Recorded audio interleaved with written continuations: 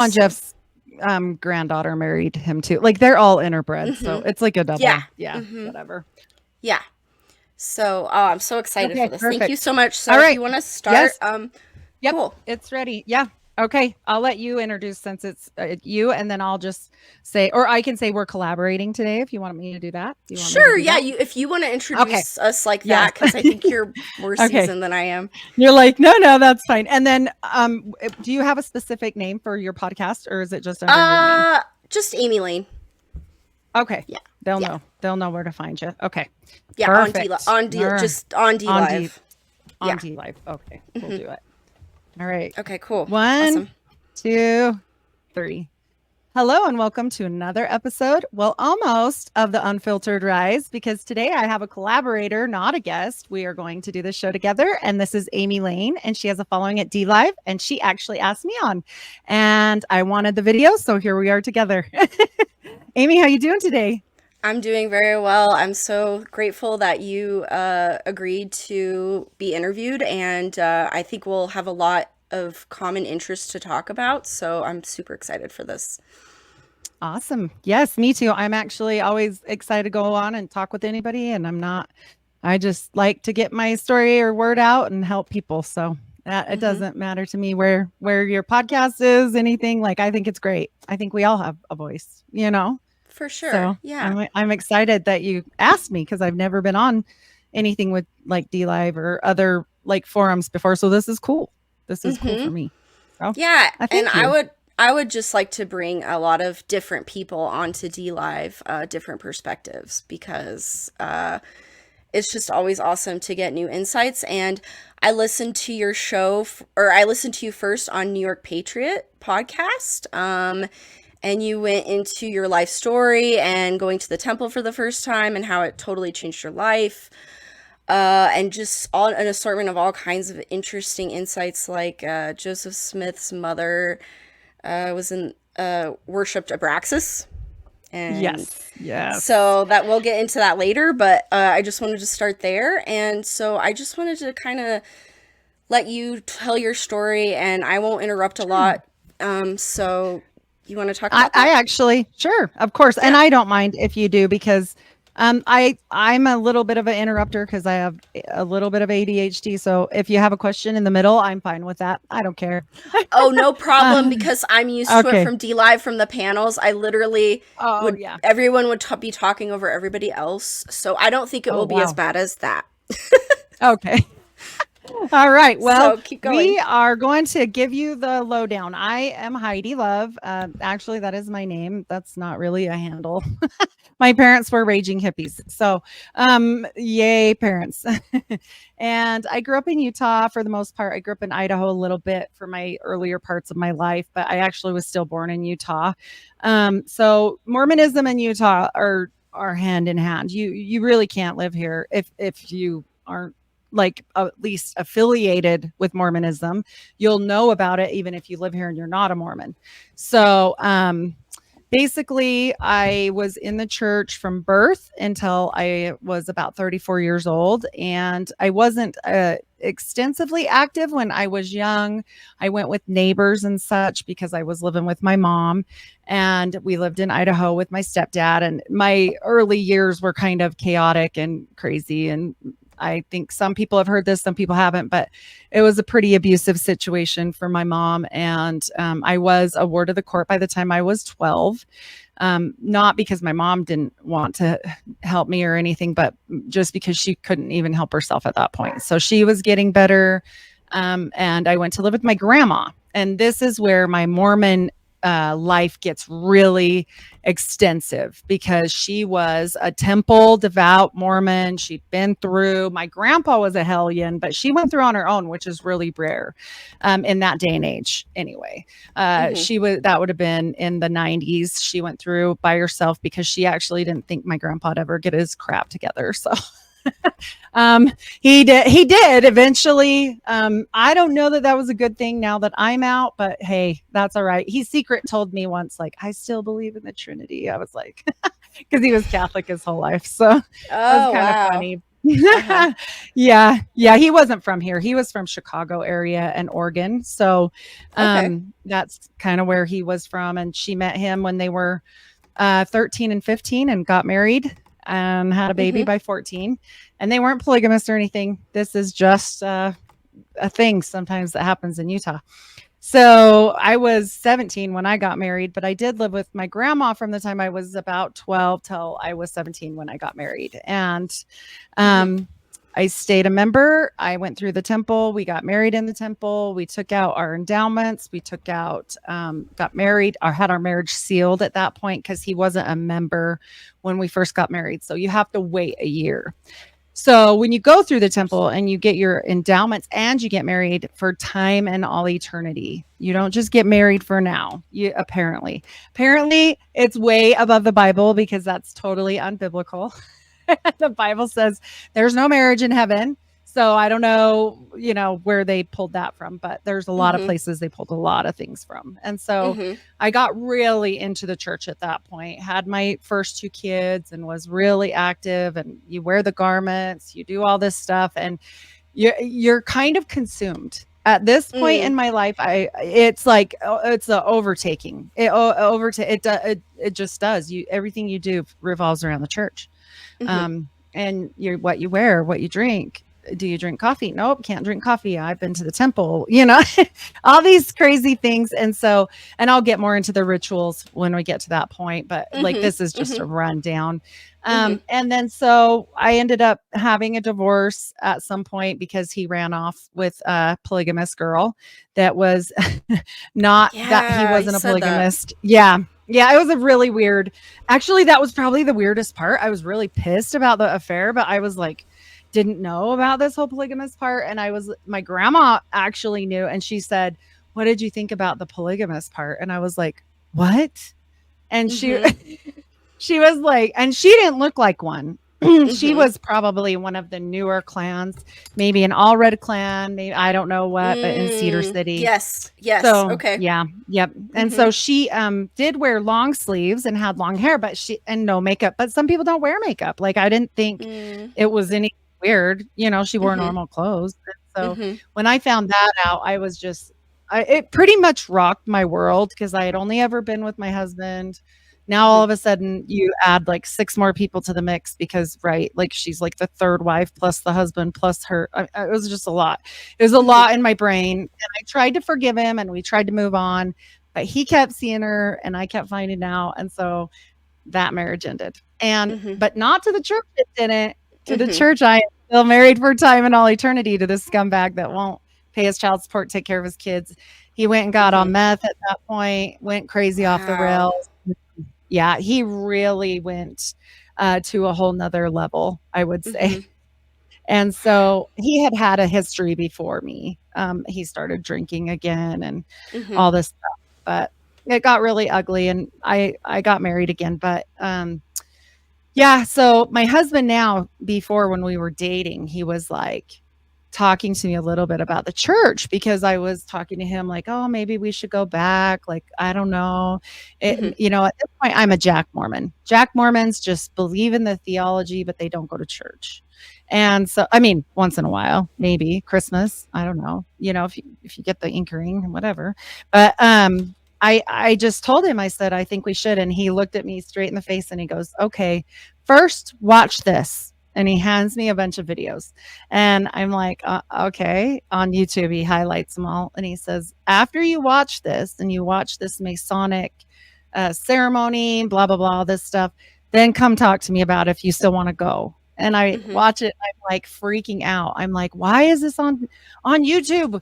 Who put the temple ceremony on YouTube? And then he's like, "This isn't the temple ceremony. This is a Masonic ceremony." And I Mm-hmm. was like, "What is a Mason?" I didn't even know. I didn't even know what a Mason was. I didn't know. And so he's like, "The temple and the church and everything has nothing to do with Jesus." And my mom had already been out and she was born again and just non Mm-hmm. denominational. And she had told Mm-hmm. me things. So those little seeds she planted my whole life kind of helped when this happened with my husband too. And it just kind of came together and I started researching on my own. He never pushed it. He just said, "Yeah, that's not for me." Like he Mm-hmm. wasn't rude, just was like, yeah, that's not happening at my house. So sorry about that. But Mhm. I was like, oh, okay. Cause his parents are really religious in the church, in Mormon church. And so I was actually kind of surprised. I kind of thought, oh, well, oh, he's just the black sheep maybe because he wanted to drink coffee. I didn't know he was out like that. And then when I Mm. found out, then I saw this stuff. Well, I Mhm. didn't really become a researcher at that time, even though I was out. I was out and I became a born again Christian, but I was like a baby Christian. I didn't really study the Bible that much. It wasn't like it was more like, oh, it's nice that it's there, but like, yeah, I have my life to live, type Mhm. of thing. And it Mhm. wasn't that big a deal for me. And so then it became to a point where after I lost my daughter to an estrangement, she's not passed away, Mhm. and my brother died, and all this stuff started happening. Like my brother died, and my grandma died, and my dad died, and all these people died like within a year and a half. And like I lost all this stuff, like, and then the whole thing with my family and the Mormon thing, and I'm like getting kind of chucked out on any extended family. And my grandma tried to sue me after she found out I was leaving. She tried to Oh, take my kids wow. away. Mhm. Yeah, she reported me to CPS, and in fact, she did actually win a lawsuit against me. She liked to take my kids shopping for clothes that they actually didn't need and or want, hardly ever wore because they were kind of grandma-y clothes. Like she, Mhm. but I was like, whatever. Like when you're there and they bring home stuff, you're just like, oh. She would do this all the time. She was kind of a shopaholic, but not necessarily for herself. Mhm. And like bring home pets that I'm allergic to, like crazy stuff. And I'm like, no, they can't have a guinea pig. Like you spent all this money, $200 on a cage and crazy. I can't even be around hay, like all this silly stuff. So she kept receipts for all of this silly stuff. And then when I didn't do what she told me to do and go back to the church and listen to her and da da da da, she sued me and Mhm. she won because she had Mhm. every receipt, every known to man. And so I Mm. went to the courts and said, hey, even for a trip to Disneyland, which I absolutely refused to even want. And I told her, we can't afford that. Her thing was, you can pay me back. And I'm always like, no, I don't have the money to pay you back. Like, that's why I don't want this. Mhm. So then Christmas morning, she gave it to my kids. Mm. Yeah. So you don't really, and it was paid, it was like bought, it was like Mm. done, non Mhm. refundable stuff. So Mhm. anyway, long story short, I lost most of my family then. Then Mhm. when my daughter estranged because she got married to this guy, and I don't know him well. I've only met him 3 times in all fairness, but obviously he doesn't like us. And so he took her, they moved far away, clear across the country. And I have not seen or Mm. heard from her in 4.5 years. She has a Oh, baby now. sorry. That's Mhm. okay. It helped my journey. And this is why I'm giving you this backstory, because the Mhm. only thing at that point that really helped me was diving into the Bible, diving into the word, trying to hear God's words, because I was really severely depressed. I Mhm. was just so messed up and sad. And like I said, I still was a born again Christian, but I wasn't really giving it any attention in my life. And so when I Mhm. started to study that, then I also wanted to know, well, if this is this way and that's that way, and well, how did the church figure this out with the stuff with Mormonism, right? Like I'm studying the Mhm. Bible, but at the same time I'm like, how did he come up with this? Like what, how did I get led so astray? Well, and Like how did this happen? like you've said in your Yeah. podcasts, the focus of Mormonism is not on the Bible; it is on the No. Book of Mormon. Yes. And so, Yes. yeah. 100%. And Joseph Smith, they like worship him. I Mhm. mean, even their Mhm. Jesus almost looks like him, which it's Mm. kind of funny. But it's a Mhm. very sandy blonde colored Jesus with Mhm. very light skin and like a one-sided OTO robe with Oh, one nipple wow. out. Yes. Oh, Look up the yes. Christus. Yes. Mhm. So I started studying it because I was like, well, what was I? I was trying to get rid of attachments in my life. So I'm like, well, what did I do in there? What was it that I did? Right. Because I really didn't know what I was doing in there. So they don't tell you. They don't tell you, oh, by the way, this is a Masonic thing and this is weird and blah, blah, blah. They don't, this is not ever told to you. ever. It doesn't change when you go through. It's not like a Mason where you go to the next degree and you're going to know what you're supposed to do now and the secrets of that, or Scientology or whatever. You don't get that. They just give you the basics and that's all. And if you figure out the rest and you have a question, you might be the problem. Maybe you're the problem, right? Like, Mhm. you shouldn't ask questions because maybe Mhm. you don't need to be that smart, stay home and bake some casseroles or something. Mhm. Like you talked about how you had to be absolutely perfect in all aspects of Yes. life, Yes. um, and that you couldn't ask questions because, like you said, if there's people searching on the internet for Freemasonry Oh, and yes. Mormonism, there's a little website, LDS website, that kind of just shoos people away, which reminds me of censorship of truth in general. It's this very similar Yes. story. Well, and they did a whole campaign. So when the internet first started getting big and people started finding things out, just like me, um, people were like, hey, what about this stuff right here? And they're like, oh, well, don't doubt your doubts. Don't doubt your faith. This is a real slogan from the LDS church. And then they also say, just like any other cult type religion, or like Jehovah's Witnesses or anybody that wants to keep their people like very in their own center, you need to only look at information from our website. You need to only search out things on LDS.org. You need to talk to your bishop. You can't just be, wondering about all that. It's not okay.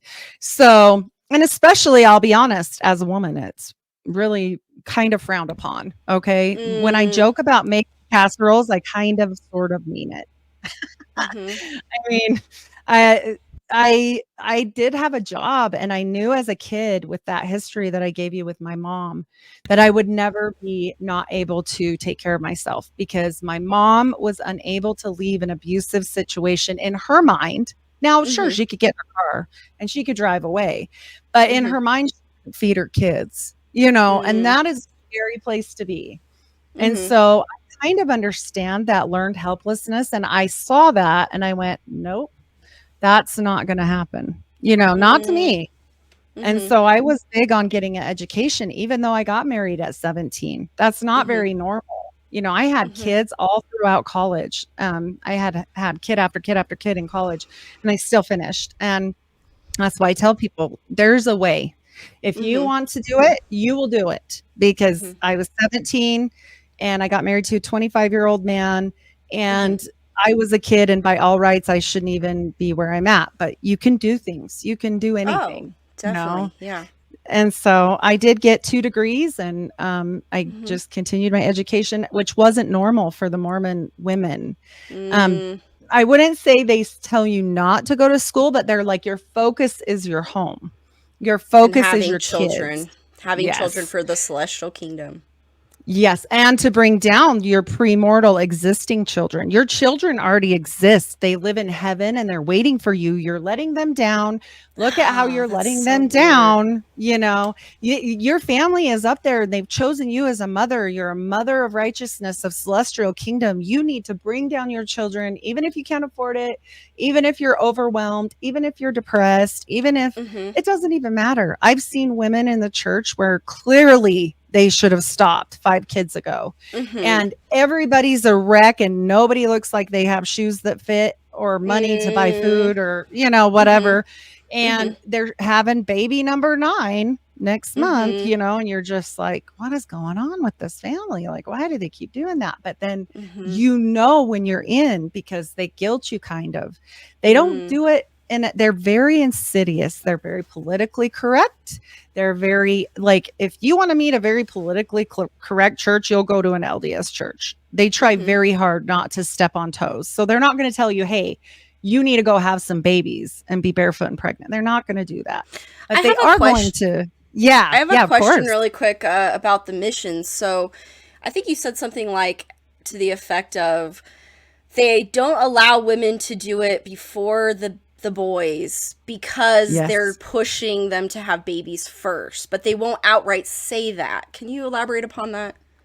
Yeah, of course. So now even the age is lower. They used to be 19 when they would go on their mission, but now they're 18, but not the women unless this has changed. Now I've been out for a minute, but it used to be that the women would have to be 21 because they Okay. encourage you to get married first. They want you to get Mm-hmm. married.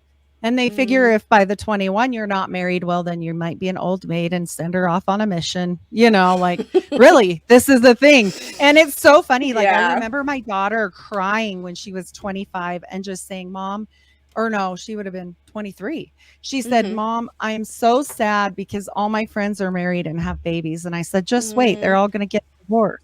They don't know who they are Mm-hmm. yet. You can't be Mm-hmm. getting married at 19. You don't have any clue who you're going to be, you Mm-hmm. know, or Exactly. 17, even worse. But I mean, when you're a teenager, you might think, even as a very grown teenager, I lived a very hard life. I grew up very quickly. I took care of a lot of people. I was still not prepared for that.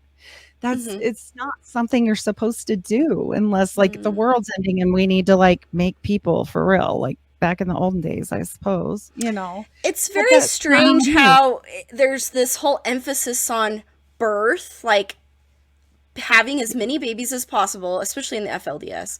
And then Mhm. also the death aspect, the baptismals of the death, the necromancy, which I want to talk to you later about Yes. cosmism, transhumanism, and how that all ties into it. But it's just very strange how it encompasses both sides. And it does remind me of Luciferianism, Crowleyism, because Yes. Luciferianism is about encompassing both sides of the extreme. Yes. Yeah. So you have the priest who's the priest, but he's also the pedophile, and that kind Mhm. of ideal. So I don't know. Do you have any ideas about that? Um, I do know this is that the key markers for Crowley is John Dee. The key Mm. markers for John Mm-hmm. Dee isn't even he didn't come up with it on his own either. It's Al Mm-hmm. Kindi. If you study Mm. about the esoteric, it goes back and back and back.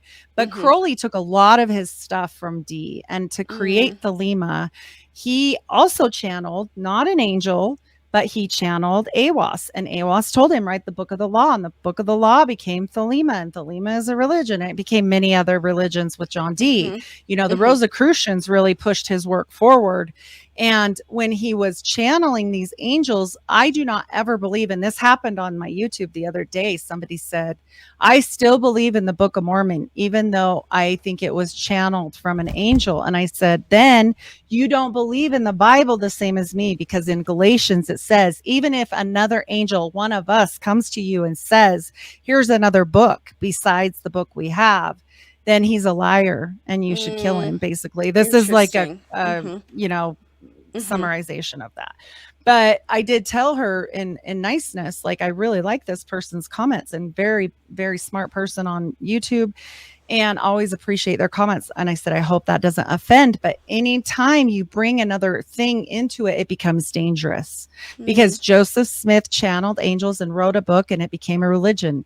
And Muhammad didn't mean to channel an angel, but definitely saw Gabriel and wrote a book and it became a religion. And Jack Parsons and L. Ron Hubbard were out in the desert and channeled things and wrote a religion. And what did Mm-hmm. all of them have at the end of it? It was a cost. It was a Faustian bargain. It either involves sex, murder, or something like Blood polygamy, the sacrifice. yep, Blood oppression sacrifice. of women, and oppression of women almost every single time, because Crowley Mm. believed that the male seed, and I'm sorry, your bottom was like a whole entrance into another, world, and not just the female bottom, that male were superior. And that this all comes from far, far Mm. back, Mm. even more with Kenneth Anger. Pericles. Yeah. Sorry to interject, but Kenneth Anger said specifically that Crowleyism is a solar phallic religion. And so you're Yes. absolutely correct Absolute. about that. Yeah. Yes. And So and they sorry stole about that from the Paracelsus. Sorry, I yeah. interrupt you. Oh, Pericles. Yeah, so it's very Periclesian. So when you go back, nothing is new under the sun that they create. They get all this clear back in the olden days. They used to think that the sperm and the menstrual blood had a fight. Shout out One on One podcast. This is specifically, he spoke about this, and this is where I learned it. But they had Hmm. this idea that the female menstrual blood and the male sperm would have this fight, and then whoever was stronger essence would win, and that females were actually considered a deformity because they didn't have the male essence, and that the sperm was the life essence, which we actually know now. I mean, that's not really true. I mean, nothing is nothing without both things. You have Mm-hmm. nothing. Exactly. And Yeah. so it's silly to think that it's just whoever swam the fastest, right, on the sperm. It all comes from the male sperm in that general area on sex. Mm-hmm. But now we know that, and they didn't know that then. But Pericles is the first person that this kind of came from, and these are all going way back into like old Greek stuff or old, Arabic stuff. That's Al-Kindi's Arabic. These are prophetic people back in the day. Mm-hmm. And I'm talking even before John Dee. Well, John Dee came along and he saw their works. Any of these people that really have the time and energy to study. John Dee only slept 4 hours a night because he devoted so much of his time to study. He read so much and studied so much that I do believe he would have literally sold his soul for the information. And I think he did. He ultimately, after he channeled what he did with the angels, there The was a price Watchers. eventually. Mm-hmm. Yes. And what did he have to pay? He had to give up his wife. And what happened? Mm-hmm. Edward Kelly, he raised Edward Kelly's son till the rest of his life. I mean, she got impregnated from that wife swapping. And everybody kind of knew because he looked just like him. And it ended the whole thing. All of their work, 8 years of work, channeling these things, and it ruined everything. And then he died horrifically shortly after being imprisoned with Kelly. And so and the angels, even when they would go to them and ask for things or say things, they were cruel. They're like, you Mm-hmm. stink. You can't come in here smelling like that. You didn't do this or that. They would stab them with fake, like, I guess, like a not seen swords, and they would come out of a book every time Kelly would try to leave. He would come back because they were torturing him, and who knows what really went on there. But I do think these things exist, and I do think you can channel them. I do. And there's Mm. tables. I mean, John Dee's work gets, if you get into Enochian channeling. The Enochian Yes. alphabet, correct? And Crowley kind of copied that Yep. scribing style. Yes, and Nostradamus did it as well. I mean, Mm. scrying is nothing new, Mm-hmm. but the channeling of the works, I Mm. believe the works are really important for the fall of man because of exactly what that angel said in Galatians. If another angel comes before you and shows you another book other than the one you have to be fearful, and you should never believe it. No, man, nothing.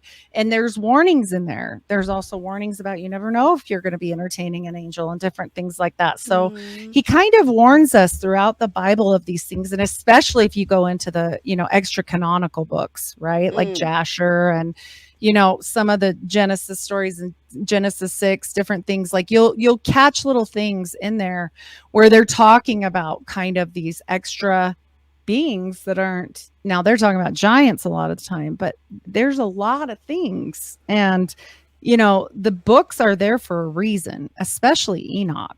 And Mm. and the churches don't want people studying this stuff. Oh, I No. definitely agree. I definitely agree. And Yeah. before, can we like backtrack a little bit? Because I just wanted Yeah. to really definitely touch upon when you were in the LDS, you were kind of committed, you were a good wife, and then you went to the temple. And I want you to talk Yes. about what happened there, and your grandmother, and what you said to her after it, and how it just changed everything about your perspective and viewpoint. So your whole life, even when you're a little girl, I remember singing the hymn, I'll go to the temple someday. Just wait. I can't remember the whole words. But anyway, from the time you're like little in primary school, like 3, 4 years old in nursery rhymes, they're singing to you about going to the temple. Then when you go to Young Women's, they gave me, this is a real story, a white handkerchief. Keep yourself so pure. Keep this white handkerchief. Take it with you when you go to the temple. It's like a wedding dress, but they made the handkerchief go through the girl to make it look like her wedding dress, like the sleeve and the little skirt. They folded it, and you're just so like indoctrinated. Like, oh, your wedding day is going to be your best day ever because you're going to get married in the temple.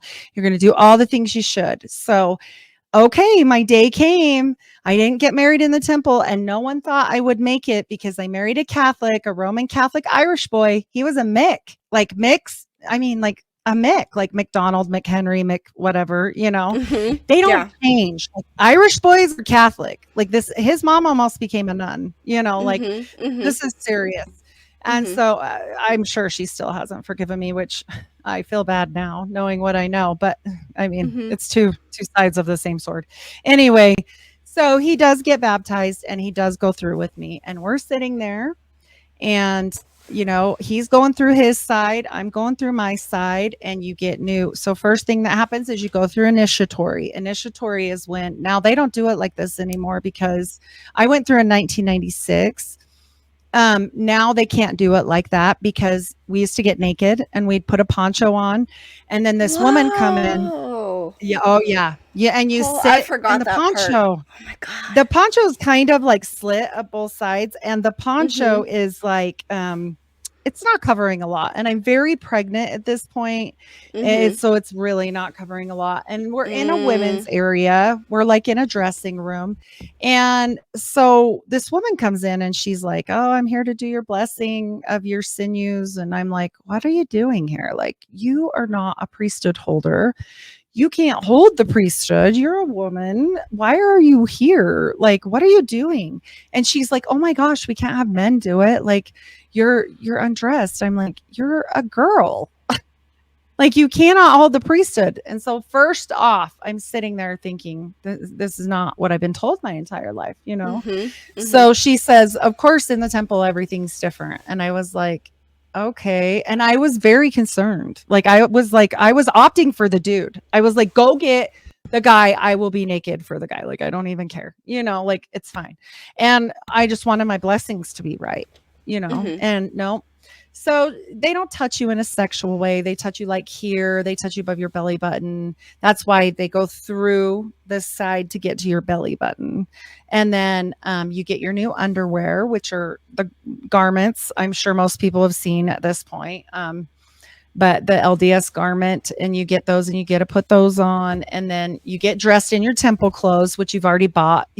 Everything's a racket, let me tell you. It was Mhm. $150 in 1996 for me to afford the clothes to go through the temple. And you can Mm. only get them through the Through church the and they're, church. yeah, Exactly. I learned that yes, from you, and yes, that blew my mind because it's not enough that they have the tithe, which is 10% of everyone's income, yes. and then they own share and all and Coca-Cola and all these Oh, companies, and oh, everything. they started Pharmaceuticals, Las Vegas with the mafia. It's like all these enterprises, they have their fingers in they every are the pie. mafia. Yeah. Yeah. They are the mafia. Let me Yeah. tell you, this Oh. church is a brilliant church. So back then, you had to buy your temple outfit, which was $150. Now, remember, your temple garment is $35 a pair back then. I remember being so poor and not being able to afford new underwear. Okay.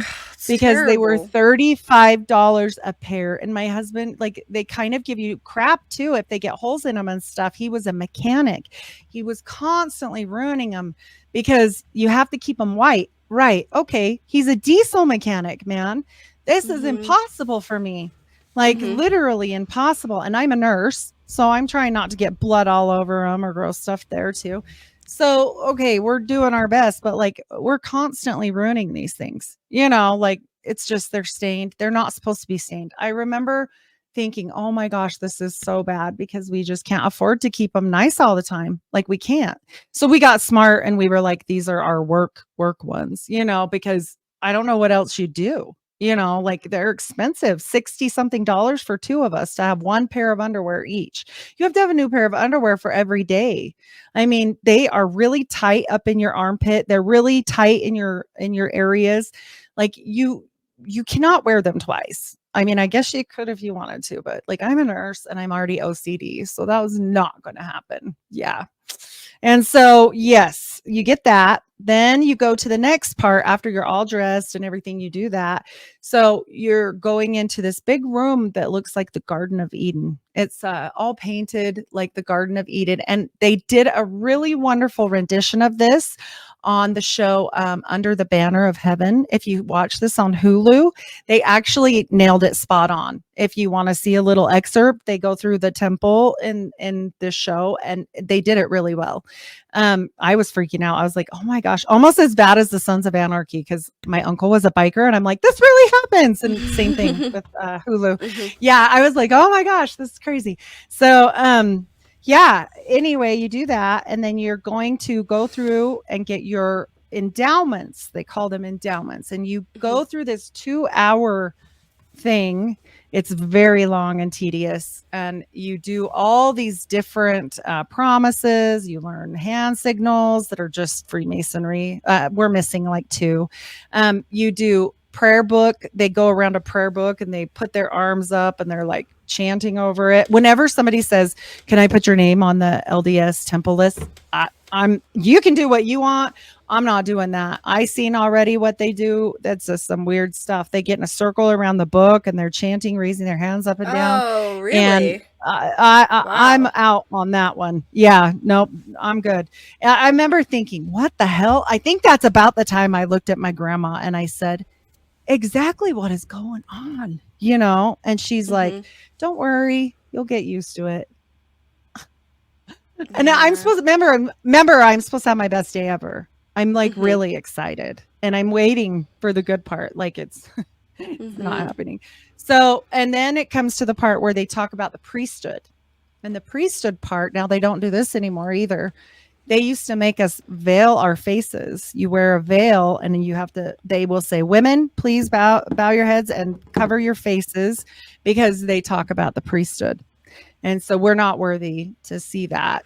So you have to veil your face. Well, they've changed that because, right, political correctness. It's just it's not going well for them because it's a very patriarchal culture. Yeah, exactly. And so we used to do that. And then when you get to you're going to get a new name at the very end of all this chaos. They tell you this whole story about how God created the earth and like all these other things. And you're going to get a new name because, Adam got a new name. And so you're going to go over and get your name. You get your name and you tell it to the guy behind the curtain, because he's fake angel and sentinels that you have to pass. So you're doing your handshakes and you're doing all this stuff to get past these, to get to heaven. We're trying to get to heaven. And so fake heaven. And it's a big silk curtain with the compass and square on it. You got to put your hand through the compass and square slits, and you have those on your garments, on your nipples and on your belly button and on your left knee. And so they used to cut them. They used to go through and do cuts in them, and you would go home and sew them up, hence causing the mark, because it, leaves a ripple, like from the thread. Well, now they come pre-marked because nobody wants to go through all that hassle. And plus they'd have to cut by your boob, and like, that would be weird. And so like this whole thing has changed. So now they're already pre-done, and you go to the veil and you're going to go tell your name. But first your husband goes and he tells his new name to God, and he can never tell it to me, and he can never tell it to another soul, only to God when he goes to heaven. And I tell him my name. He goes through, and then he puts his hand through for me, and he calls my name, not God. God doesn't call for me, only my husband, because I only get to go through heaven and to heaven by the grace of his priesthood, which he holds. This is why they push marriage. Because they believe that women cannot hold the priesthood, and without the priesthood, you cannot go to heaven. So, I mean, I don't know what they say anymore. It used to be really kind of daunting for my grandmother, because she never got that until my grandpa was in his late 50s, early 60s. He died at 62. So he was very young. And I'll tell you, like, for a while there, she was really stressed. Like, I hope I'm going to make it through. She had done the temple stuff, but not with him. And so we get done, and then they lay it on you like, hey, you got to come back a couple times a month. You commit to go back to do this for dead people from there on out. So every time you go back through, you get given a name that you are proxy. You're the proxy. And you can do fake marriages or fake endowment sessions. Well, the endowment session messed me up so much. I never did another one. I went through and I did marriages. I would do marriages, but I just could not do the endowment session. It freaked me out. I think my grandma might have made me go one more time because she was like, Mhm. just come on. And then I was like, okay, I'm good. Like, she's like, you're never going to remember the tokens to get to heaven because you don't do it enough. And I'm like, I don't care. Like, I was, I was like, it's fine. Yeah, whatever. It's whatever. I'll be okay. But it was mind blowing. Really, it was weird. Um, Mhm. so Mhm. that You know what happened. I thought of when you talked about the temple garments? You said on the knee. And in Yes. astrology, the knees are ruled by Capricorn, which is Saturn. So I just, Yeah. everything you've talked about with the compass and the square, and just how Oh, it's just it's rife with Freemasonic wizardry oh, kind of stuff. absolutely, because well, and Joseph Smith went through and got his Masonic rights, and not even Mm-hmm. 6 it was 6 weeks later that he made this whole temple ceremony. I honestly believe this is what got him killed, and Mm-hmm. many people don't understand that Masons back then, and probably even now, like, they have their own sects for women, like, little like, it's Mm-hmm. something of the star, something, something, but they don't go with the men. And for him to integrate that and say, oh, we're going to let our wives in and they're going to be Masons too. And then we're going to bring in 40 other wives and they're all going to be Masons too. And now we are outnumbered by women in the church and they're all Mm-hmm. Masons. And I don't Mm-hmm. think the Masons thought that was very funny. I think they were like, Mm. yeah, no, I think we're going to kill you. And they were rival, right, in Nauvoo. Like Yeah. they Yeah. in William Ramsey. You talked about how they were overtaking the law. Like they had more members Yeah. than the Masonic Lodge there, so that's Yeah. probably why they mobbed against them. Not just that Masonic lodge, but every Masonic lodge combined together in the next 5 Oh states. wow, interesting. So they were panicking because Joseph Smith had already, the whole reason why he got arrested was because somebody was making fun of the Book of Mormon and made this book called the Book of Pukei, okay? Or I call it Mm-hmm. Pukei because it's funnier, but it's Pukei. And this Mm-hmm. guy made a satire. It's a satire, it's hilarious. And they were printing it. And he got pissed about it, so they set it on fire. Okay, so Mm. that's why they went and set that printing press on fire and they got arrested. Mm-hmm. Well, I think they did that on purpose because they knew he was spunky and that he'd probably do something. And sure enough, he did. And they had already told him he couldn't be a Mason more than once. In fact, when he became a Mason, he became a top master Mason within 48 hours. That doesn't Mm. happen. Okay. Mm-hmm. He had Mm-hmm. already approached multiple Masonic lodges that said, nah, we don't want you. Mm. And so for him to get accepted, he had to get in good with somebody like he always did. And he was actually quite the clever tongue. But now when we get into the occult part of this, I'll go over like why I think so. But Mm-hmm. I know that they said he was a charmer. Like and he Mm. wasn't stupid. And Mm-hmm. obviously you can't have almost 40 wives and not be a little bit charming. Let's be real. Like he had a limp and everything. He was no good for field work. Like he had to be something, you know? Mm-hmm. Mm-hmm. And they say he was, but I think that is very likely what got him murdered and Mm. martyred. He'd also been tarred and feathered. I don't think the church would be what it is today had they not killed him. I think if they had left well enough alone, this would have died out or possibly been a very small sect, right? Like a Mm. tiny. But Mm-hmm. no, because they martyred him, what happens when you martyr someone? Mm-hmm. It Mm-hmm. becomes everlasting. I mean, maybe Brigham Young did it because he is known as Bloody Brigham, and I don't doubt it for one hot second, because he was a nightmare. Brigham Young is a full blown killer, and he doesn't give a shit either. By the way, Blood um, atonement, right? yes, the second anointing and blood atonement go together. So I'm going to be Mm-hmm. doing a show on second anointing pretty soon with Paranoia Radio. But I Mm-hmm. just did one on blood atonement. And what the thing is they say he literally has a quote that says, love your neighbor enough to kill them.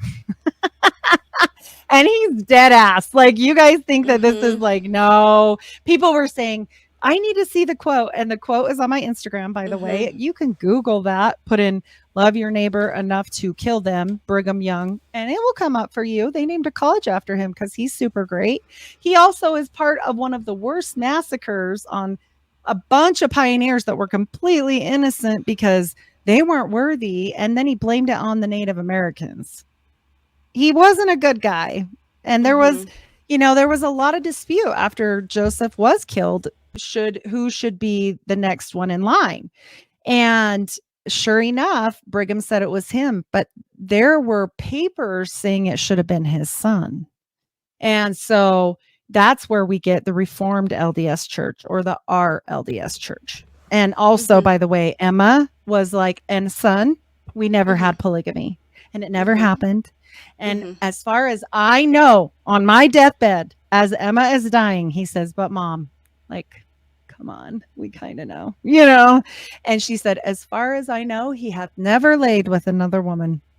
She's a Mm. ride or die girl, that one. She I was mean, very against it. Yeah. yeah, but she still supported him all the whole way. Like, she Hmm. actually kept a lock of his hair in her on her necklace until the day that she died, and also the Jupiter Wow. talisman.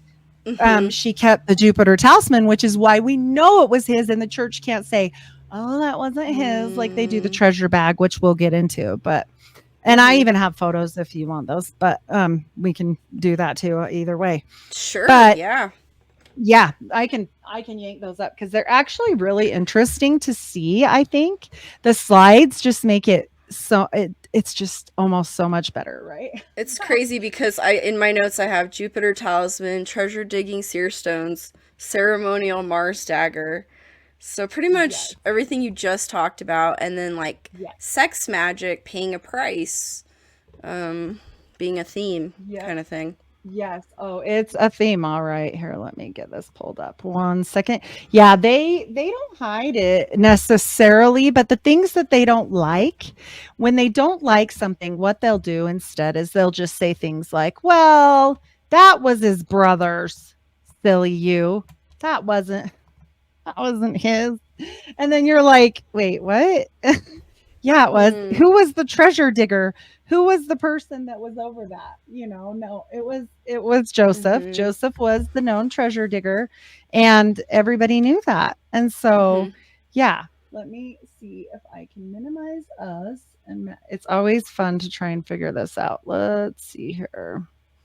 I had it all pulled up, but can you see anything yet? Oh No. yeah, I can see the Abraxas Okay. Awesome. sigil.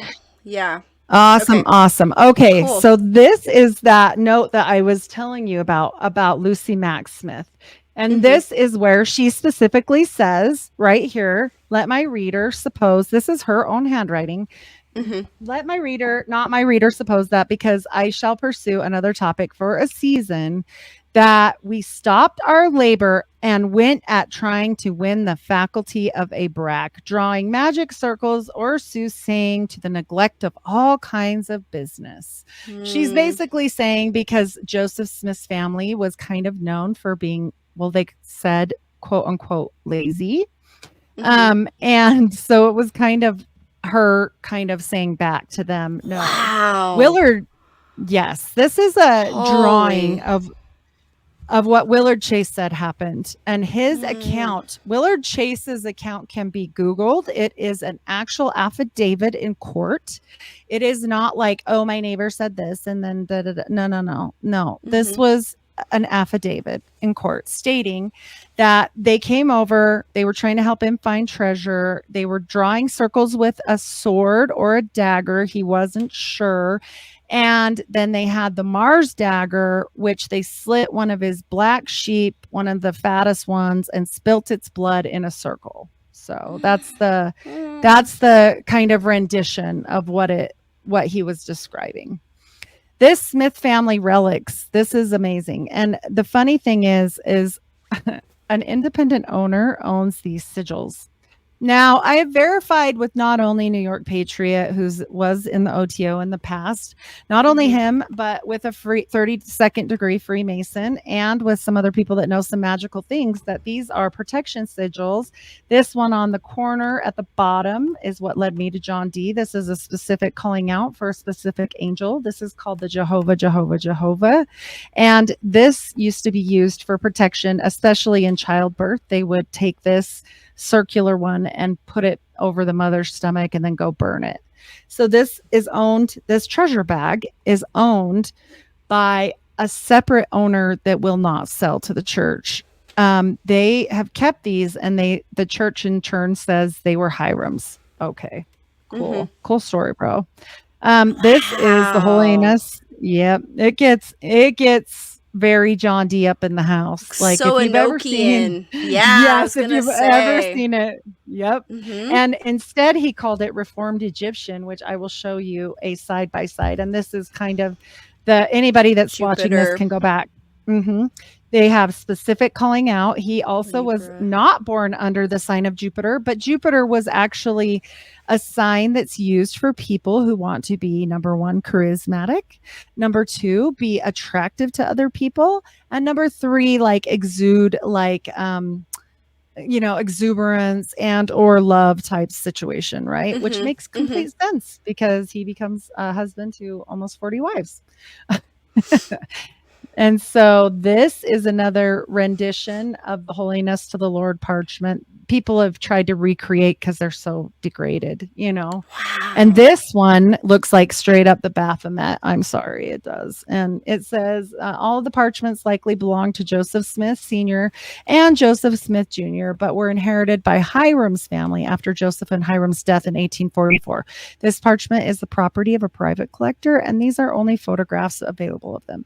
So, just so everyone knows, you can verify this yourself. I never saw any crap like this when I was a Mormon, and I surely wouldn't have been happy about worshiping somebody that was doing some Enochian callings. That's for sure. This is Joseph Smith's Jupiter Talisman.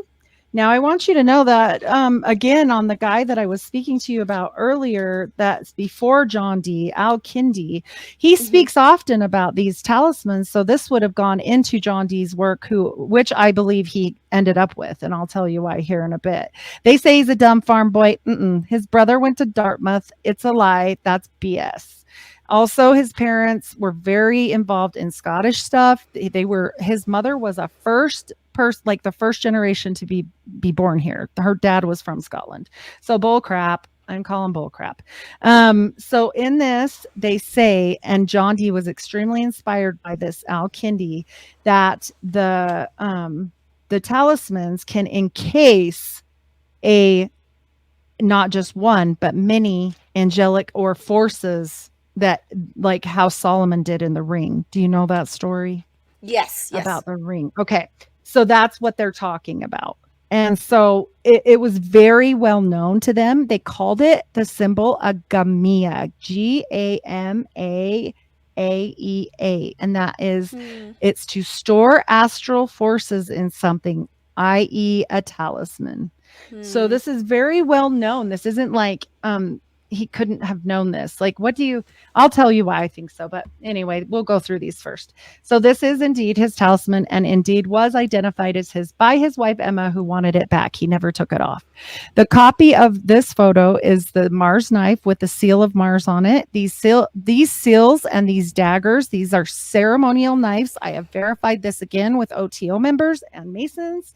They said this is specific, and as well in William Ramsey's show, he mentions it, that if you are Hmm. into the occult, you need a knife, a dagger knife, a cup, and all these things. So you can look at it, but it's for sacrifices. It's not just some knife. Okay. It's a ceremonial dagger, including with occult and religious symbols. So I didn't make that up.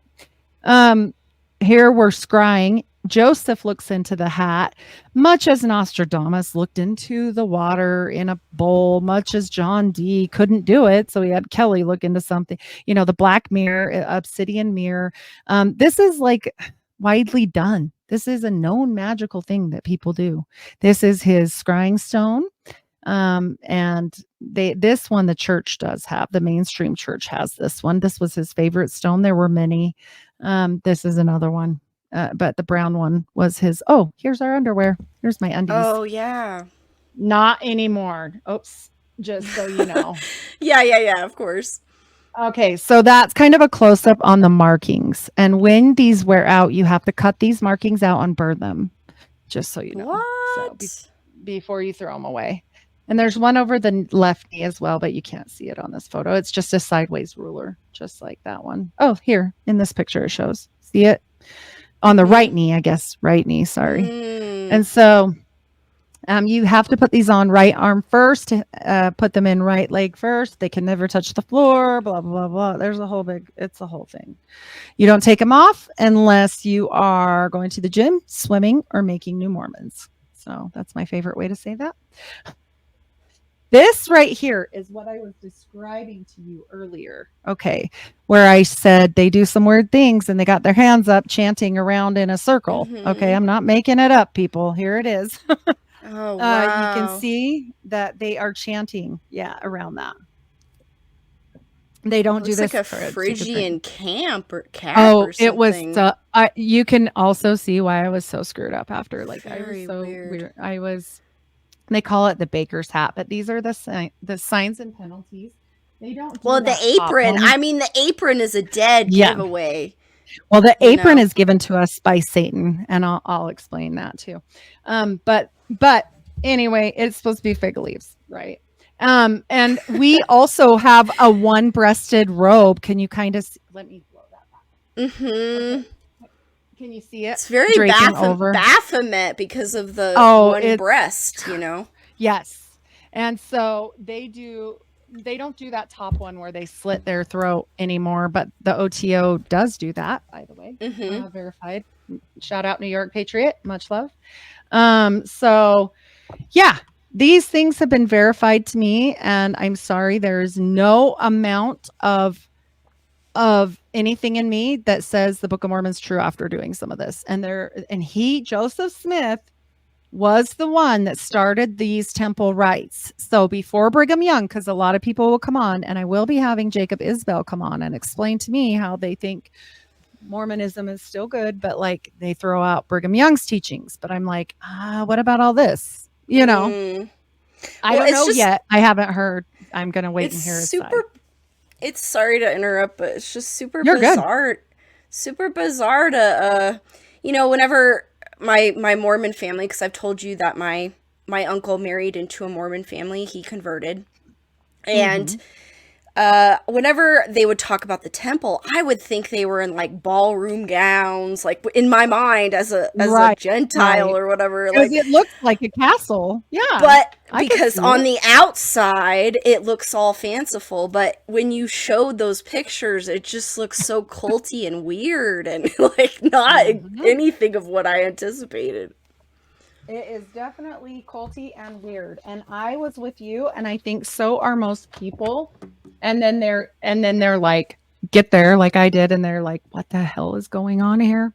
Because you think that, And then these signs and grips, we don't do two of them. We do the top one, we do the bottom one. I think we do the third one. So two of them we don't do, but I can't, it's been so long. I'm pretty sure that's right. But the bottom one we definitely do, because I'm going to give you an example. The real grip of the Master Mason, called the lion's paw, or the grip of the lion's paw. Now, what Joseph Smith did is this for us is called the true sign of the nail, or the real grip of the nail, like Jesus's nail, right? And so he just changed the names. He didn't change the signs. This is a little diagram of the Salt Lake City temple, which I believe existed far before the Mormons got here, but that's just my weird conspiracy Tartaria brain. Oh, I agree. I agree for sure. I'm like, as one does, right? Yeah. I've just seen too many pictures where it's almost all the way finished and they're just changing the top to look like a cathedral.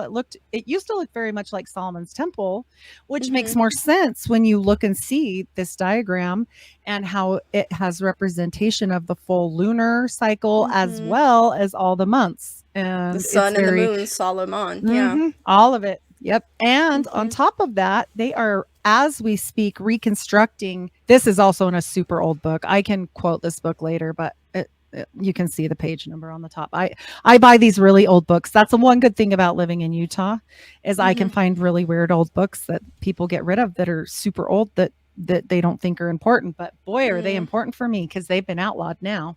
Mhm. Oh, I for have sure. one Yeah. that's called Mormon Masonry or something like that. It's great. I think Oh, that might have wow. been it. I'm going to go back. These signs on the temple I Mhm. believe are being covered up as we speak. I had a Mm. debate with someone and they were saying, you do know they're covering them up. They're redoing the temple. I said, oh, I knew they were redoing the temple, but I did not know that.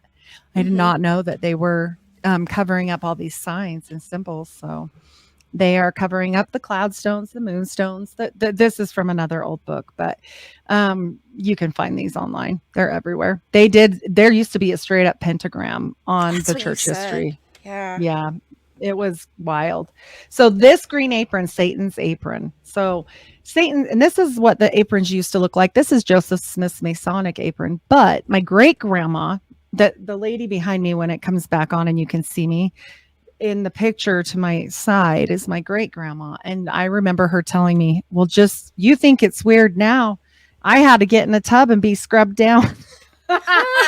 I was like, what? And she goes, but she's like, these aprons suck. We used to have cool aprons. And hers was like this because she told me Uh-huh. about it. Mhm. And so it was kind of funny to me. But Wow. when we're in the temple, Satan's apron, currently in temple ceremonies, Satan wears a dark apron. Now, in the pictures I showed you, it looks dark in some areas, but ours are green. Okay. The patrons are green. It's a very emerald green, but also if you look up emerald green, it's kind of Satan's color. But anyway, that's beside the point. So which he says is a symbol of his powers and his priesthoods. But before the 1980s, Satan came in the temple and wore an apron with many symbols on it, including the all-seeing eye, the beehive, the skull, the crossbones, the compasses, the suns, moon, stars, etc. So he used to come in a top hat, and he used to talk about how Protestants were like bad, going to hell. It was hilarious. My grandma told me about it. So and Wow. then this, I'm going to zoom in and it will cut off the Mhm. top, but I want you to see this. Mhm. This is on the top, John Dee's Enochian alphabet. And on the Mhm. bottom, this is an excerpt from Joseph Smith for his hieroglyphs, his Egyptian hieroglyphs that they took to have. Wow. Yes. And they said they tried to get it verified by this guy. And he was like, back then you had to verify that things were real. And Mhm. he originally did verify it. But then when he heard that they were scrying to get it, he was like, nope, take my name off that. But he kept it. And so he had these characters. And Mhm. so it was interesting because if you look at them and you look at Mhm. the Enochian alphabet, it is I almost a was dead gonna ringer. say the 3, the one that looks like an M. I Mhm. saw that before I even watched this, like many years Yep. ago. Yep. When I And was there is studying so Jack, much. I was studying Jack Parsons. I was writing a 20-page paper about him, and So you caught it right away. he was tied to John Dee as well. So they're all Oh, connected. yes. It's crazy. They all go back to John Dee. John Dee is the father of the occult, in my opinion. However, like I said, he got some of his ideas elsewhere, but Mhm. he's the one that brought them together, like gematria and all that. But that's a whole nother talk for a whole nother day. And this is the Book of Abraham, which is my funniest. I have not done a show on this yet. This was the only page that I used to study when I was a little girl because I was fascinated. It used to be in the Book of Mormon. And I just thought this was so cool because I thought it was actually like about the story of Isaac and the Bible and all this. And anyway, come to find out, that he just bought these from some mummy salesman that was coming by, and this is a really normal manuscript for the Book of the Dead. And he bought the Hmm. mummies too. He bought mummies as well, and they cannot. The funny part is they can't get rid of it. They can't say, "Oh, that didn't happen," Hmm. because it it was a whole thing. The book of if you look up the Book of Abraham, it's wild. And so it's kind of a fun road to go down, but it would take me probably 2 or 3 sessions to go through it because they kept it as like canon of the Book of Mormon for a long time. And then Hmm. come to find out it was like this complete BS story. So Hmm. that was humorous in every way. But I will say some fun things now. All Okay. right. Joseph Smith, when he was young, he went out into the woods. This is a story we get when he was 14. And he said, okay, read the Bible passage. Oh, ye who asks of knowledge, come and seek it, and you shall get your answer. Okay, so he does. Well, something weird happened to him. He was overtaken and like blacked out. And these apparitions are there when he wakes up. Well, if you know anything about Muhammad, and you go back to that, guess who else used to black out and then wake up and say, guess what I saw? Blah, blah, blah, blah, blah. And his scribes that were with him, because they were an oral people. And this is verified by Ali Siadatan. He is a teacher. He is like really into the all of this in ministry. Like, I don't know if you've ever seen like his stuff, but I think his stuff is called Stolen Seed. But anyway, he really has done a lot of research on this. And plus, he does research on like occult stuff and other gods and things like that. He has a ministry and he did a documentary. So he was telling me about this and he said the story is almost identical. And I'm like, that is super interesting. So, okay, he gets this and then he's supposed to go get the plates. Well, when he goes, the angel says, oh, okay, you can have him next year, but you got to bring your brother. Alvin's the guy. You need to bring Alvin. And I need to take a screenshot of this, what I'm going to tell you. But so Alvin is dead by the time that happens because he died. And Hmm. so they were like, what do we do? So then I guess there were such bad rumors that his father decided to take out a newspaper ad. This is real. You can look it up that says, and I'm going to synopsis this because I can't remember word for word. We're checking on his bones. We're going to dig him up because people said we dug him up and we didn't dig him up. We would never dig him up, but we're digging him up because you guys said we dug him up. So we have to check if he's okay. What? That's And it's the bizarre. best. Oh, Yeah. he ran the thing 6 times. Six. Hmm. That is pre-gaming like I've never seen. That's like, Hmm. okay, but somebody's going to see us digging him up. Well, this is what we're going to do. We're going to put an ad in the paper and say, if you see us digging him up, it's okay because this is why. What? So if you know anything about other secret societies like Skull and Bones, right? What do they have? They have supposedly have Geronimo's skull, and Hmm. bones have power in them, right? I So was just everybody talking jokes. about that yesterday to somebody. That is so weird that you brought that up. Ah.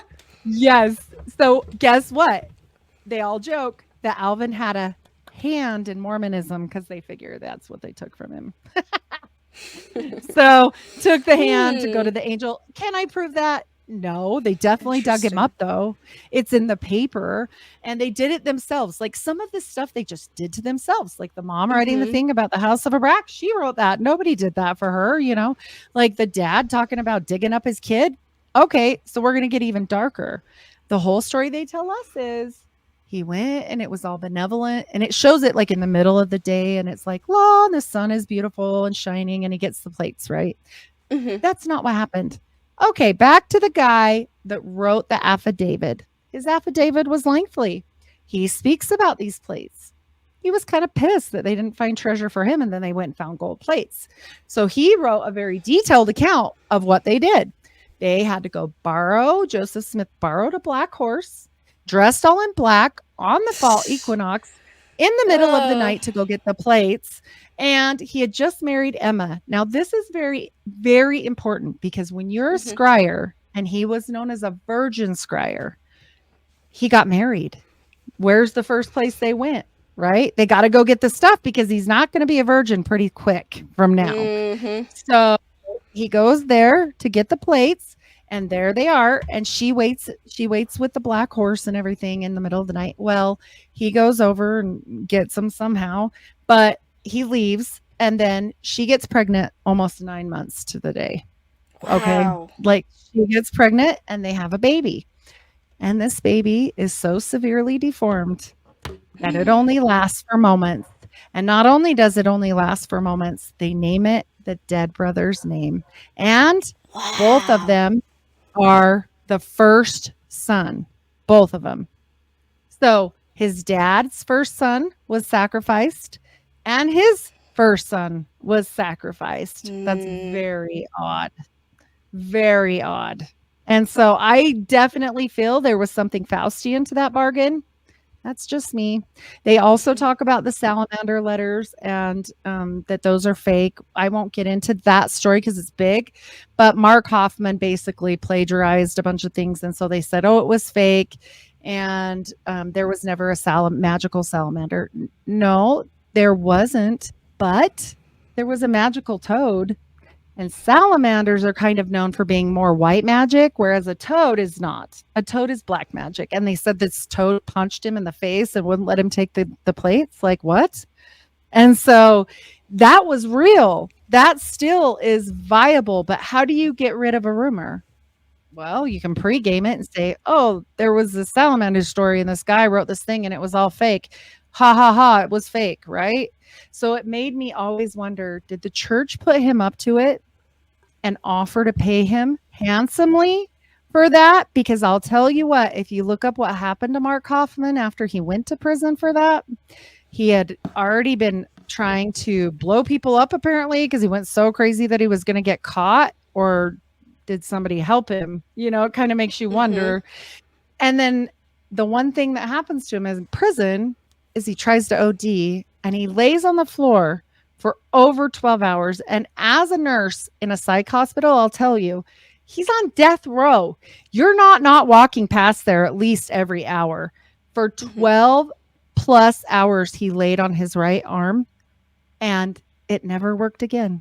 His right arm has total extensive damage to it and he can't forge a document anymore.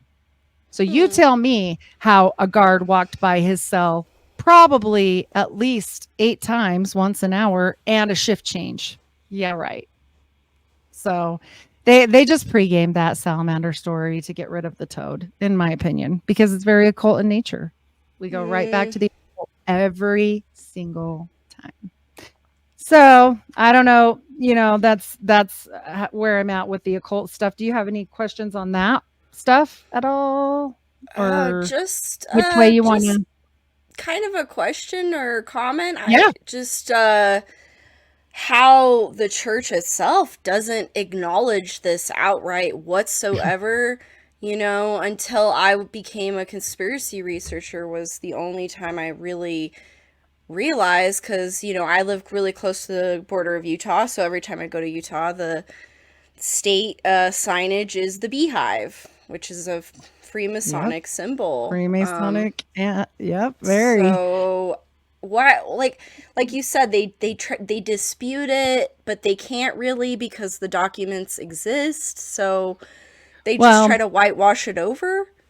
I think I am, and I'll say this, even with all the books that are out there, even with all the information that's out there, even everything that's out there, and you know how studious William Ramsey is, even with Mhm. all of his research, and our topic was occult Mormonism, he still didn't know about those parchments. They have put those so far buried that you can't even find them unless you know where to look.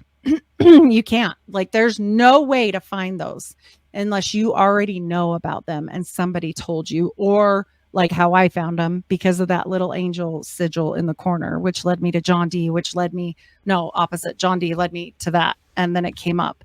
So they've hid this stuff. They have enough money and enough power and enough prestige to blow all this off. And the thing about Mormons is you could tell them, when I grew up, 100% Joseph Smith was not a polygamist. He was not a polygamist.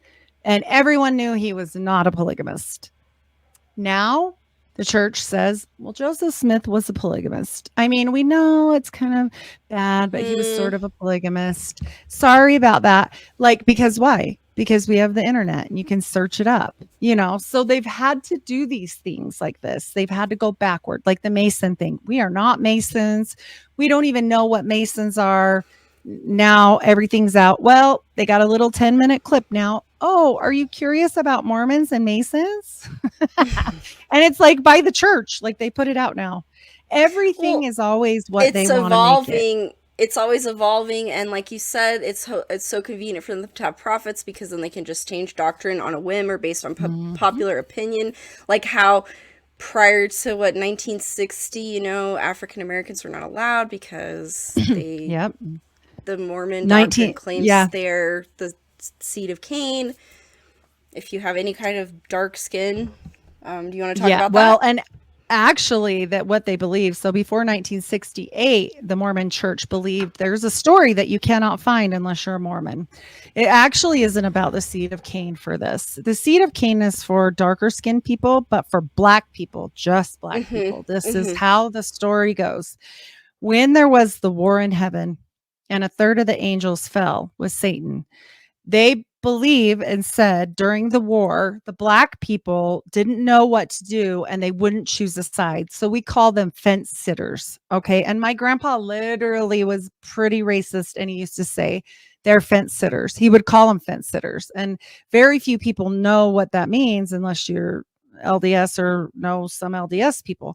So they wouldn't choose a side. They wanted to stay like neutral and they were cursed for that and cursed with black skin because of that. And so they literally, and when, if you look up Brigham Young quotes, it says, I cannot remove the curse placed on the black man because I didn't put it there. So it will stay there until the person that put it there removes it, which would be God. Mm-hmm. So he also has many quotes. And Joseph Smith wasn't racist. So this became a thing with Brigham Young because Mm, actually Joseph Smith was an abolitionist mm-hmm. and he was trying to bring black people into the church. Mm-hmm. So, Hmm. that's another fun fact on this. And he ran for Mm-hmm. president, like all kinds of weird things. They made Mm-hmm. their own money. Like, I I mean, know. all that. Yeah, it's all weird. And so I think there were many facets of why that would have got him killed during that time, especially being an abolitionist. That's not a popular thing. It got Lincoln killed. So Mm-hmm. you add that in with the Mason part. I mean, yeah. Mm-hmm. So, but Mm-hmm. anyway, so eventually it got very not good, not popular that the black man was denied the priesthood because remember what I said. If you don't Mm-hmm. have the priesthood, you can't go to the celestial kingdom unless Mm-hmm. you're a woman and you get it through your husband. So they were literally saying you're not going to go to heaven, basically, to the best heaven, to the celestial kingdom. And so all of a sudden, they were like, okay, oh, you know what? It's the 60s. We can do it now. It's fine. We can. God said, I heard him. It's totally fine. Mm-hmm. So And can you they just for the changed. audience, can you really quickly differentiate the whole cold drinks, caffeine Yeah. thing? Yeah. Because that's very insightful. So everybody does believe that Mormons are healthy. And I think this kind of stems from maybe Muslims because they are this way. They don't do any of the like alcohol and caffeine, all that stuff. Alcohol. They want to, Mm-hmm. yeah. And they're careful about their health and they drink certain things. Like they're very health conscientious. Even my husband commented the other day, the UFC fighters are always good that are Muslim because they don't do all this weird stuff. They're really in good shape. Mm-hmm. They don't Mm-hmm. smoke. I don't know exactly their rules, but a lot of people think that we don't drink caffeine at all. And I say we because I was a Mormon forever, but they do. They just don't drink coffee or tea. And when I used to ask, because I'm like, well, wait, my grandma drinks enough Diet Coke to kill an elephant, a day. And they're like, oh, it's the tannic acid in that. It tans your stomach, it's what we tan leather with. But then they own Coca Cola, and there's plenty Mm-hmm. of horrible, harmful chemicals and all of that. So it can't be about health. And then the cigarettes, tobacco, I believe it was his wife because she was very she was not quiet. Okay. Mhm. I think she just simply said, I'm tired of your friends being here 2 to 3 times a week. I'm not making coffee and tea every time they come over and they keep spitting tobacco on my floor. And it's like a Mormon joke that everyone knows that she hated that they spit tobacco on her floor. So all of a sudden, Joseph Smith was like, you know what? Mhm. God said, no more of that. No more tobacco. So Mm. and that's what and they say no illicit drugs, but that came later. But also they owned pharmaceuticals, and the cure for the thing in 2020 that will never go away, they came out and pushed every member to not only get it themselves but to also get all of their children done. Everyone. Oh, it's crazy. Yeah. Yep. It made me literally sick. And I just, yeah, I'm a nurse. I won't do it. And I never did it. And I will never give one. And I will quit a job before I'm required to do any of that. Yeah, my So mom is a nurse and she was doing home health at the time and her agency was going to force her and she quit and she got a much better job after that and I had to leave Thailand because I was a teacher at the time and I was terrified that I was going to be forced to take it against my will. And so I made the tough decision to come home and I'm so grateful I made that decision because now we're seeing like the consequences of it all around us, you know? And it's terrifying. absolutely. And, these doctors are not stupid. I'm sorry. Dr. Mhm. Peter McCullough is not an idiot. Like, maybe we should listen to the people that ran this country's cardiac protocols forever, but they don't want to Mhm. listen to that.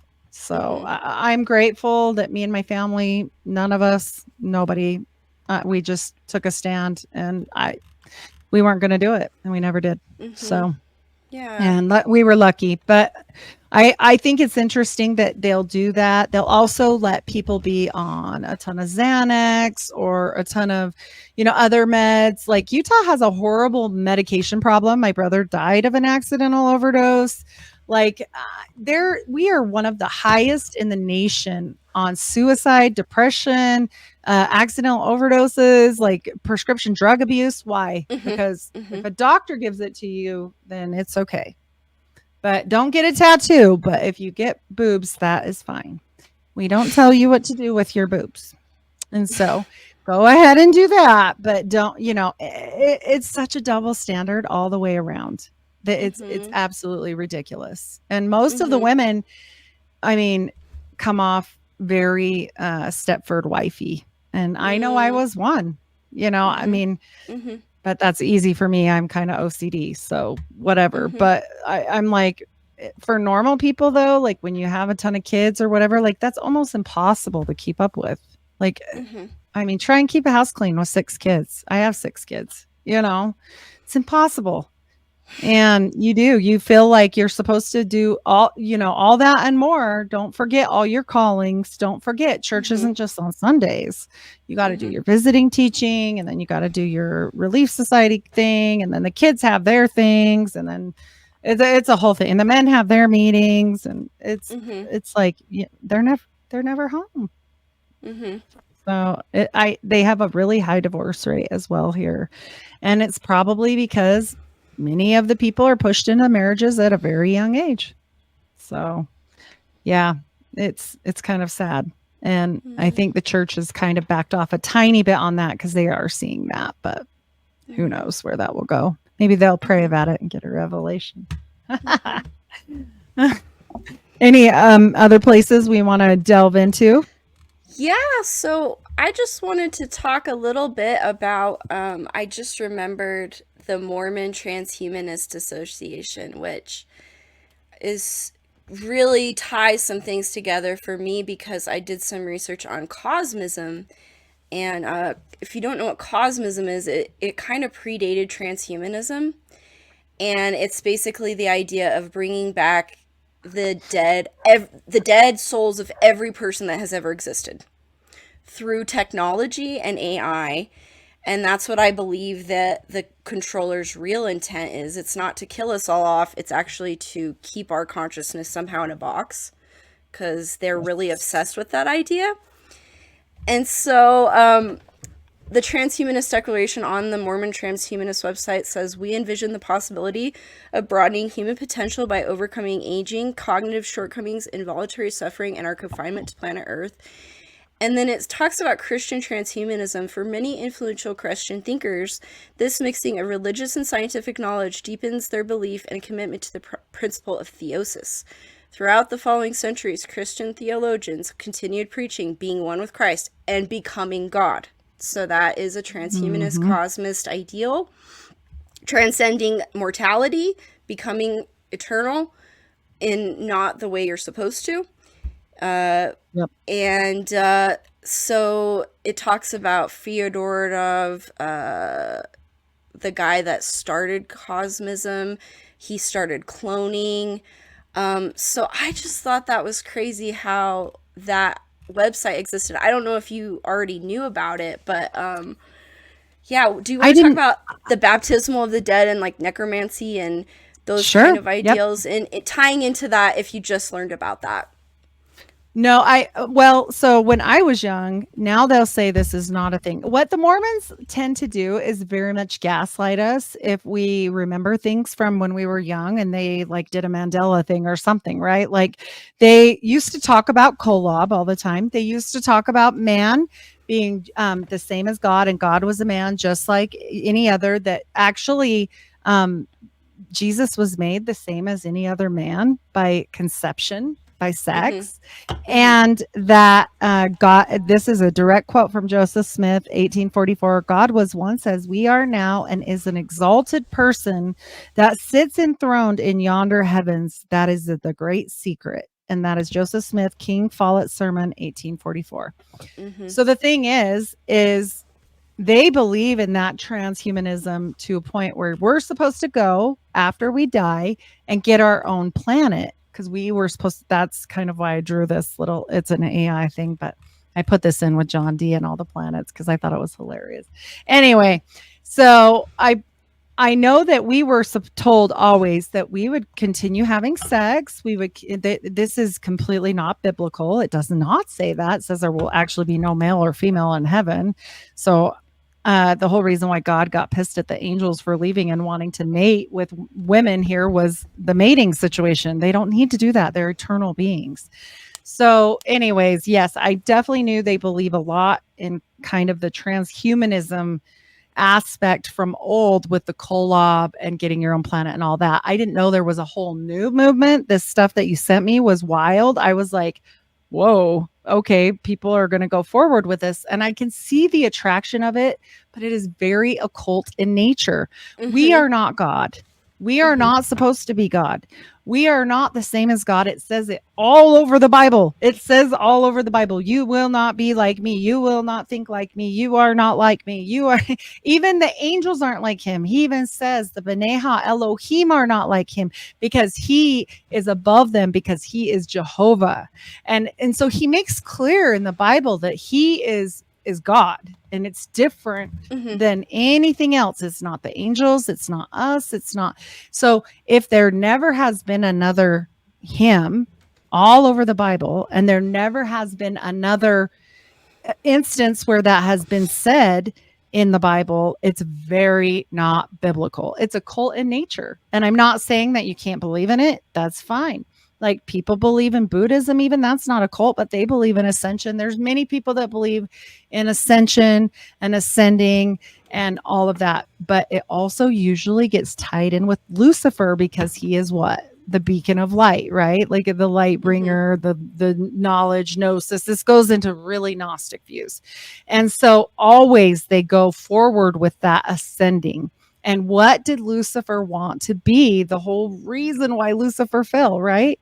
If we were going to become gods, then Lucifer would have been one. There would have been no Bible, because that was what he was trying to do, was be on the same level plane as God. And what Mm-hmm. happened to him because of it? Above God, yeah. Yeah, yeah.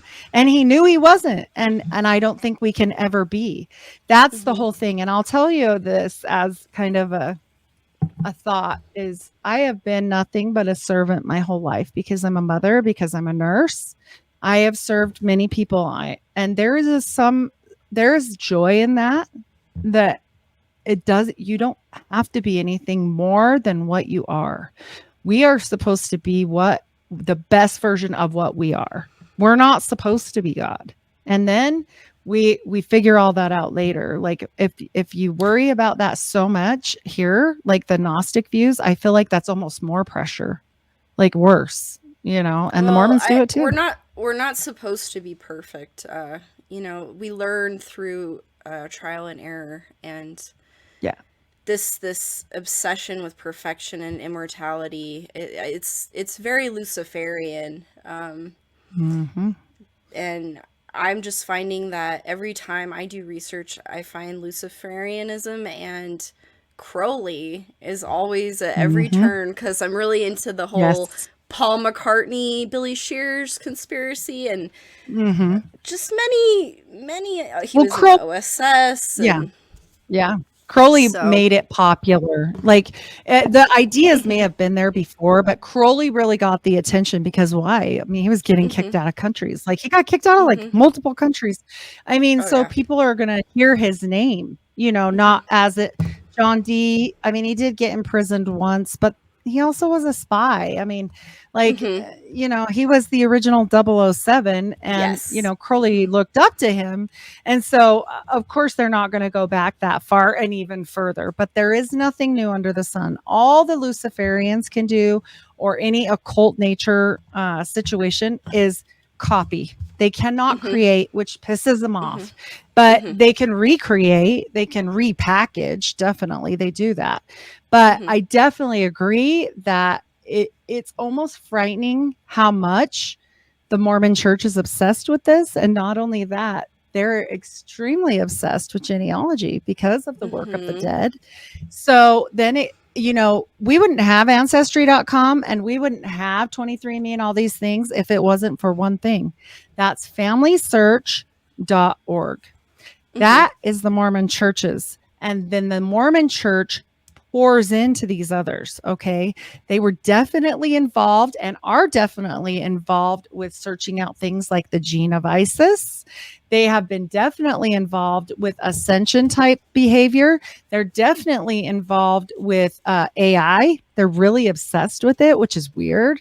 Especially for a church, like if you look at the Catholics, they almost any other religion, not just Catholics, let's go Jehovah's, any of them, they're kind of like, oh, I don't know about technology stuff. No, no, no. Mormons are first people to get the new stuff, first people on the bandwagon, first people on, Bluetooth and little things. And I'm not saying any of that. I mean, it's magic, but it's not that kind. Hmm. It is what it is. Yeah. Well, like New York They're Patriot, obsessed. yeah, like New York Patriot talked about the ATIP documents, how all of the Mormons are obsessed with Skinwalker Ranch and tied to Skinwalker Ranch Mhm. and DARPA and all this kind of black ops, Oh, military high technology. let me tell So, you, guess what's not even maybe 12 miles from my house is the FBI recruitment center. They hmm. come here, they recruit. It's a huge center. The FBI and CIA and different three-letter organizations come to Utah to recruit constantly. And guess who they love to recruit? The Mormons. Because Mm, they are regimented, they're they not on want drugs. perfection, they're clean cut. They Yeah. don't have tattoos and stuff. They usually know another language because of their missions. Like Hmm. they're a high commodity. And also, and even with my grandma, I remember like them dabbling in little things like, oh, it's okay if we use a pendulum to see what baby you're going to have, a boy or a girl. That's okay. That's just a wise tale magic. Oh, it's okay to do this or that. What? Seriously? Yeah. Yes. Yep. Wow. And I never knew that that was Hmm. witchcraft. And oh, we know things. It's a sixth sense. When I started breaking off the things off of my life, like repenting, like, oh my gosh, like I said about the masonry, but also about witchcraft or other things that I didn't even know, I was like, oh my gosh, like learning about all this stuff. It was almost overwhelming because the church is like, oh yeah, that's harmless. That's folk magic. Of course it is. That's what they called Joseph Smith stuff too, by the way. And so it's interesting to me that they're not really upset about it.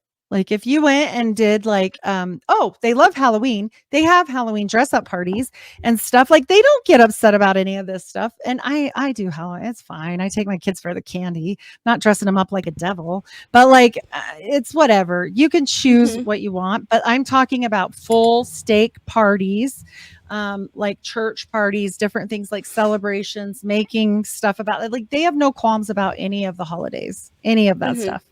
Mhm. And I never even knew anything like that was like necessarily quote unquote bad until I got out. Like, and then started examining some of the stuff my family was into and like, wow, oh man, I got to Mhm.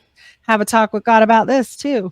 And it's Mhm. because it's so widely spread throughout their religion. I mean, they are their own masters of their own universe, really. They do Mm. believe you can achieve perfection, really, but it Mhm. isn't by yourself, and you certainly can't do it if you're a woman alone, but you will go through another person. You know how it says there shouldn't be anybody between you and God?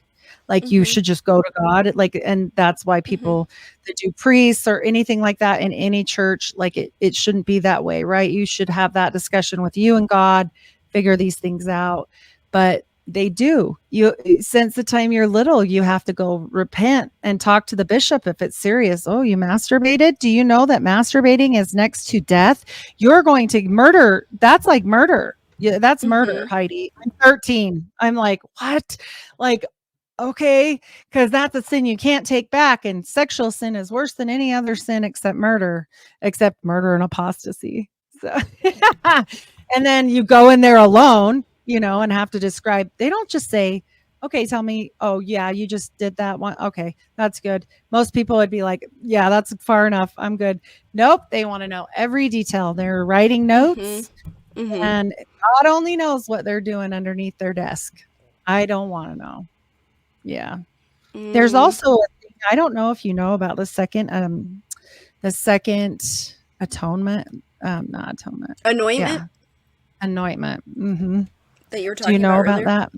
Mhm. No. So, part of the reason why they can go to heaven even if they do bad things is because if you get the second anointing and you murder people or whatever, and it's reserved for the best of the best, like the top of the top, like the quorum of the 70 and the quorum of the 12 and these high up ones.